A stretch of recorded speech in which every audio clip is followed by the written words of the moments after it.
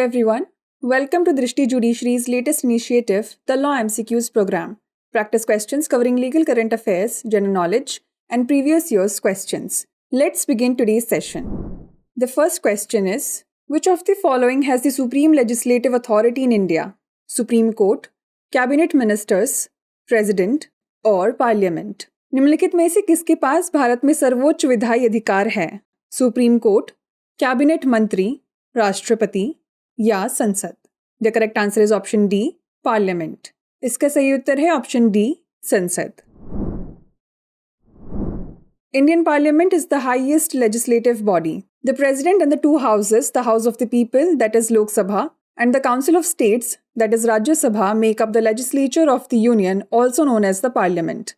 Every house is required to convene no later than 6 months following its last meeting. भारतीय संसद सर्वोच्च विधायी निकाय है. राष्ट्रपति और 2 सदन, लोकसभा और राज्यों की परिषद संघ की विधायिका बनाते हैं, जिसे संसद भी कहा जाता है. प्रत्येक सदन को अपनी अंतिम बैठक के बाद 6 महीने से पहले बैठक बुलाना आवश्यक होता है. Next question is, what does section 307 of the IPC deal with? Theft, attempt to murder, defamation और फोर्जरी? आईपीसी की धारा 307 किससे संबंधित है? चोरी, हत्या का प्रयास, मानहानि या जालसाजी? The correct answer is option B, attempt to murder. इसका सही उत्तर है ऑप्शन बी, हत्या का प्रयास. Section 307 of the IPC stipulates penalties for attempted murder. The penalty can last up to 10 years, and if the victim is injured, the maximum sentence is life imprisonment. Although an act may be sufficient to cause death, it does not constitute an offence under Section 307 of IPC unless the required purpose or knowledge is shown.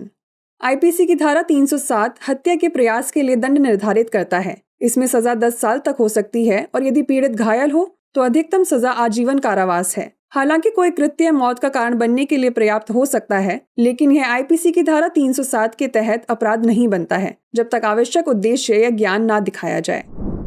Next question is, who conducts the examination under section 313 of CrPC? Public prosecutor, defence attorney, जज और police officer?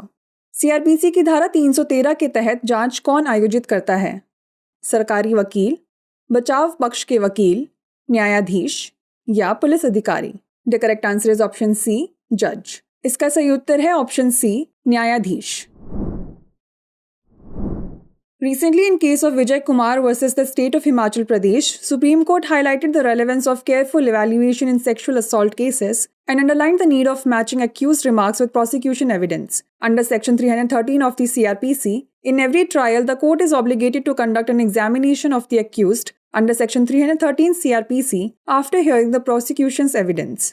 हाल ही में विजय कुमार बनाम हिमाचल प्रदेश राज्य के मामले में supreme court ने यौन उत्पीड़न के मामलों में सावधानीपूर्वक मूल्यांकन की प्रासंगिकता पर प्रकाश डाला और अभियोजन साक्ष्य के साथ आरोपी की टिप्पणियों के मिलान की आवश्यकता को रेखांकित किया. सीआरपीसी की धारा 313 के तहत प्रत्येक मुकदमे में अदालत सीआरपीसी की धारा 313 के तहत अभियोजन पक्ष के साक्ष्य सुनने के बाद आरोपी की जांच आयोजित करने के लिए बाध्य है.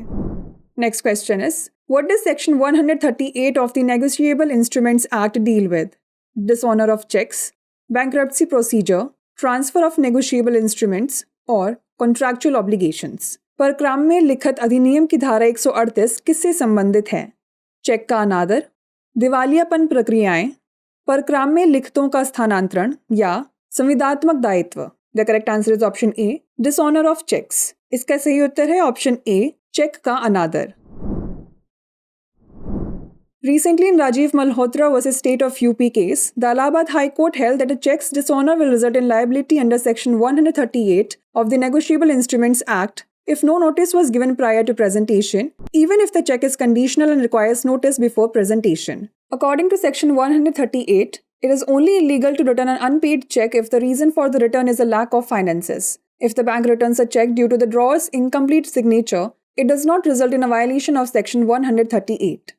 हाल ही में राजीव मल्होत्रा बनाम स्टेट ऑफ यूपी मामले में इलाहाबाद उच्च न्यायालय ने माना कि चेक के अनादर के परिणाम स्वरूप परक्राम में लिखित अधिनियम की धारा 138 के तहत दायित्व होगा यदि प्रस्तुति से पहले कोई नोटिस नहीं दिया गया था, भले ही चेक सशर्त हो और प्रस्तुति से पहले नोटिस की आवश्यकता हो. धारा 138 के अनुसार बिना भुगतान वाले चेक को वापस करना केवल तभी अवैध है यदि रिटर्न का कारण वित्त की कमी है यदि बैंक चेक जारीकर्ता के अधूरे हस्ताक्षर के कारण चेक लौटाता है तो यह धारा 138 का उल्लंघन नहीं है। Next question is which order एंटेल्स provision of discovery and inspection under CPC 1980? Order 10, order 11, order 12 और ऑर्डर 13। CPC 1980 के तहत किस आदेश में खोज और निरीक्षण का प्रावधान शामिल है?